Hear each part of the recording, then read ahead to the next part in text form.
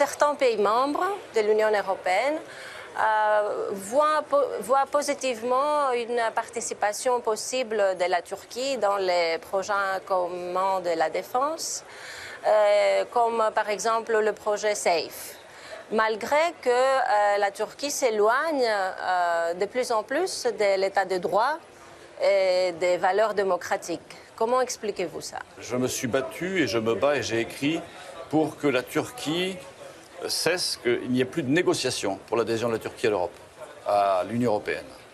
Pourtant, la Turquie reste un des membres de l'OTAN. La Turquie n'a pas du tout les mêmes objectifs que ceux des autres États membres de l'Union européenne. On le voit bien aujourd'hui avec cette résurgence de l'Empire ottoman, d'un président Recep Erdogan qui est en train d'étendre sa zone d'influence. On le voit en Libye, on le voit en Syrie, et on le voit également dans beaucoup des pays d'Afrique dans lesquels il finance la construction de mosquées, par exemple.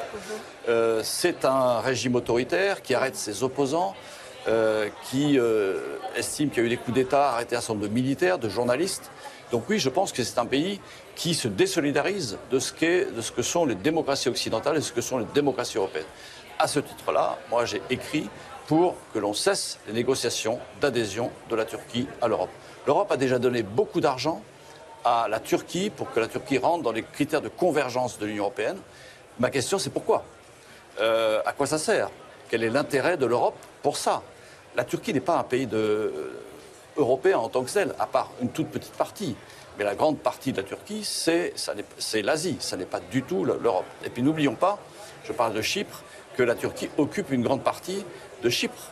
Chypre qui est un État membre de l'Union européenne. La Turquie qui menace la Grèce, mais qui a aussi menacé certains bâtiments français en Méditerranée. Donc oui, la Turquie n'est pas un allié, de mon point de vue. La Turquie ne peut pas faire partie, ne peut pas devenir un État membre de l'Union européenne. Voilà mon point de vue. Oui, sur SAFE, quelle est la position de France? Alors, la position, on est contre ça. Déjà, SAFE, de mon point de vue, les instruments financiers de l'Union européenne doivent servir aux États européens. L'argent de l'Europe doit servir à l'industrie de défense européenne. Et je ne vois pas pourquoi on permettrait à la Turquie de bénéficier d'instruments financiers qui sont là pour l'industrie de défense européenne. La France qui est un véritable allié de la Grèce avec laquelle on a signé un accord de défense mutuel. La France reste un véritable allié de la Grèce, mais n'est pas du tout un allié de la Turquie.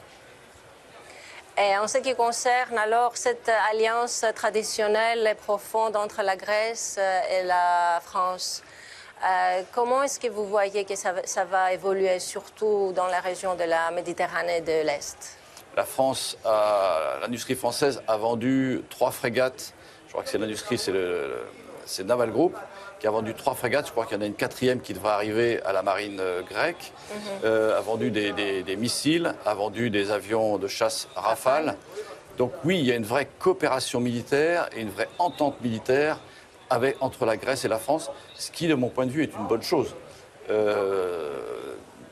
D'abord pour la Grèce, mais aussi également pour la France, d'être présente en Méditerranée orientale, et de mon point de vue, ça ne peut qu'évoluer de manière positive.